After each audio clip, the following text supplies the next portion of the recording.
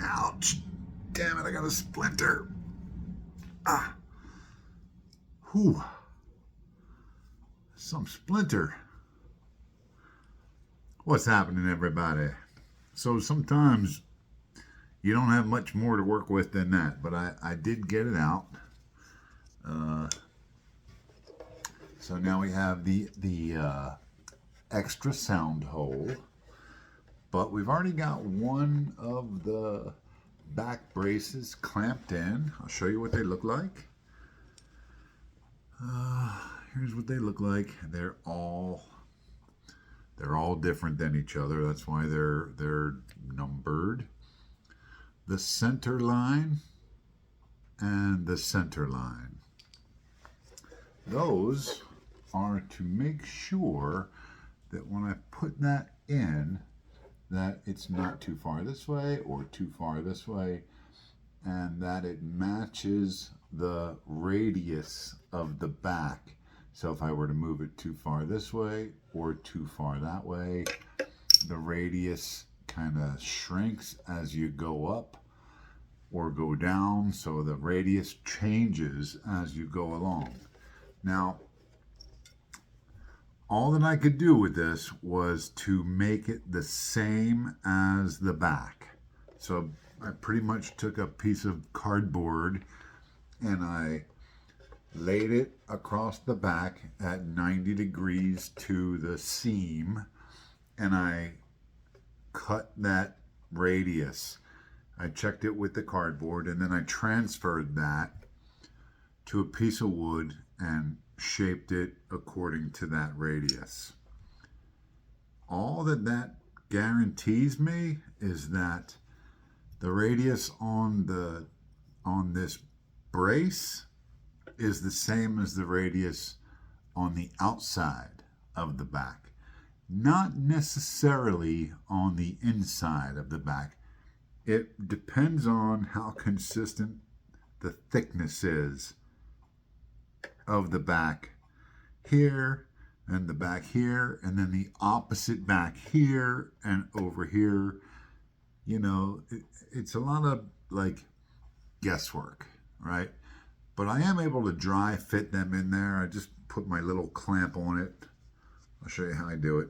I put my little clamp on it like that, and then I put it in and I turn it and I pull it up, and then I hold it with one finger and I check it with another finger, and then I try to wiggle it with another finger, and then I try to jiggle it with another finger, and you know, it's a lot of work to make sure it's right. But if it's not right, the first one went in perfectly, no problem. If it's not right, I should be able to see or feel where it's not right, and then I can just adjust this as needed. The center lines, I told you why the center line is there, to make sure that I get it in the right place. And then I also have to mark the opposite side where the crack is, just for a glue reference, because I don't want to glue across the whole thing and then put it up in there and then it's going to slide all around. I only want glue on the parts that's going to actually make contact with the back. So I do get a little bit of squeeze out, and I try to wipe it out as best I can with my clamps in the way. It's kind of a pain, but I think I got it all. My shard right here came out with a little bit of heat. The heat really thrashed the finish on it. That's an old lacquer, and it kind of melted the lacquer.